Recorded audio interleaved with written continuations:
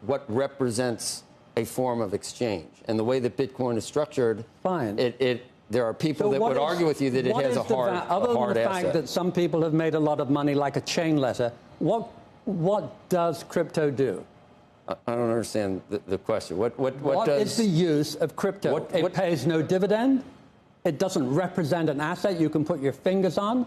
There is nothing there. It is just an idea that it will go up in price. If you trust me, it will go up in price. On an island, when shells were used to represent an hour of work, that you got 100 people, each one. A good comparison. This is completely faith-based. No, it represents proof of work. It represents proof of work. You're going to be totally wrong on Bitcoin, too? You're going to be wrong on everything you've covered. Proof of unnecessary work shouldn't be worth a bucket of warm spit, and it will not be. All right. It's only been 20 years so far, so someday you might be right about this. Well, look, Warren Buffett's in the same camp. No, I know, yes, so is Charlie Munger. But you want me to list 10 people that aren't in that camp that are... I'm just suggesting that there's a lot of smart people who also have that view. A lot of smart people who have a different view. The point is, it hasn't outlived a general bull market. We've been in a bull market since March of '09. Right.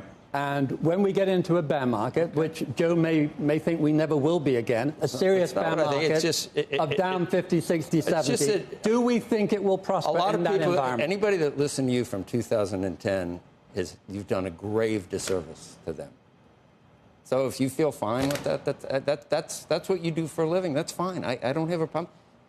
Andrew invited you on. I'm just pointing out the facts of the situation. If someday you might be right like a broken clock. That's what we'll say. This may be a huge bubble that we're in, but you've said it again and again and again and again and again and again and again. Someone who admittedly takes its view from gleaning the internet.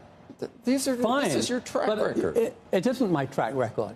I can go through and give you quarterly letters, which I have written, bracing yourself for a melt-up, a market melt-up. 2018. That's already 8 years. Proves you don't know what you're talking about.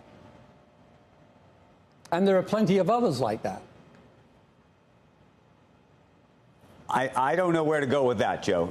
You can take them on I've said my piece. You booked them. You've got your 1929 book out. Maybe it happens at some point. Maybe it doesn't. But, hopefully it doesn't. The market at this point, the S&P is pushing 8,000 eventually.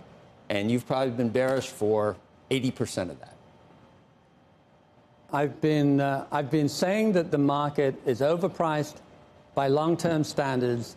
We were at 2,300 at the bottom in April of 2021. Did you ever turn bullish?